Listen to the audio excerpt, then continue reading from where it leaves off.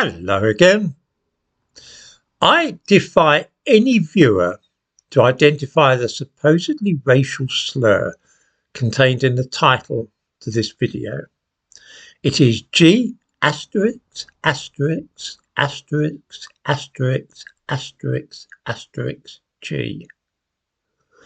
And it is so offensive that a national newspaper, to which I give a link in the description to this video, did not dare to print the word in full.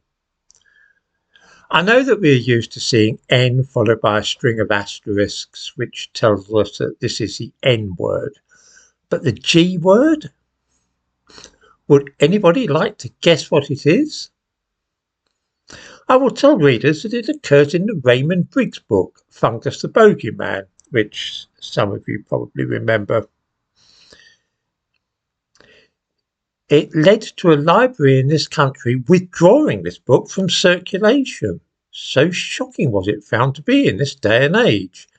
The librarian who removed the book wrote in an internal email as follows: I must admit I was rather shocked that the word was still being printed in an edition of the book from 2012, as a lot of those classic books from the 1970s have had such offensive words removed in later editions, now that we know better.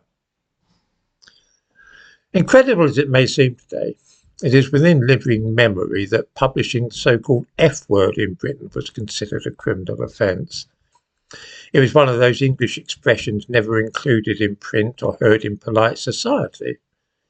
In the 1960s, he battled to be allowed to use freely what were known as Anglo-Saxon or four-letter words, was seen as a fight against censorship, and mainstream publishers were at the forefront of the struggle. This culminated in a landmark moment in 1960 when Penguin books were taken to court under the 1959 Obscene Publications Act for releasing a paperback edition of D.H. Lawrence's Lady Chatterley's Lover. During the trial, the Observer newspaper took the opportunity to print the word, what we describe now as or used to be called the F word, in its report in full.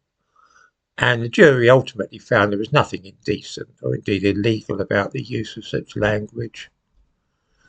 By the end of the decade, those once tabooed words were well on their way to becoming part of our accepted vernacular.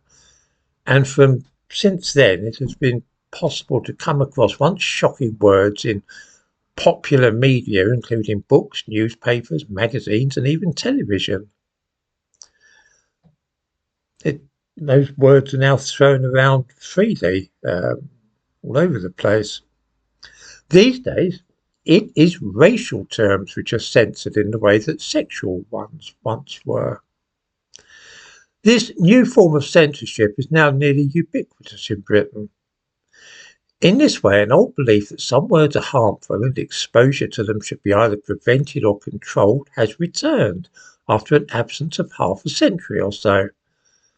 Recently, as I'm sure most viewers will know, books by Roald Dahl, Enid Blyton, Agatha Christie and others were all deemed too offensive for modern readers because they contained certain words of a racial nature, and it's altogether likely we shall see similar moves adopted for other literature.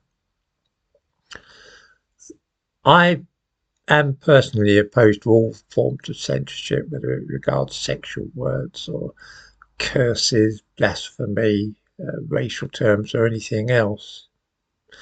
Nobody seems to be concerned about literary and artistic freedom anymore. The latest victim is, as I say, Raymond Briggs. I shall keep viewers in suspense no longer, but I'd best not say the word out loud, since YouTube are very quick to come down hard on apparent racism.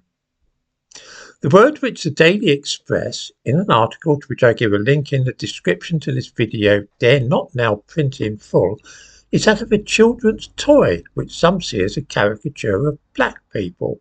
It begins with golly.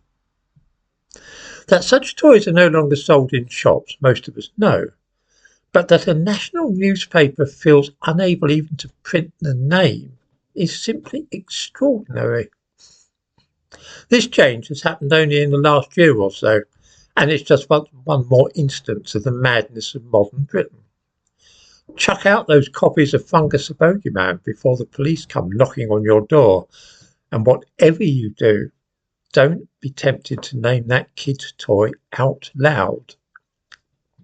It might be wise also not to use the word in the comments here.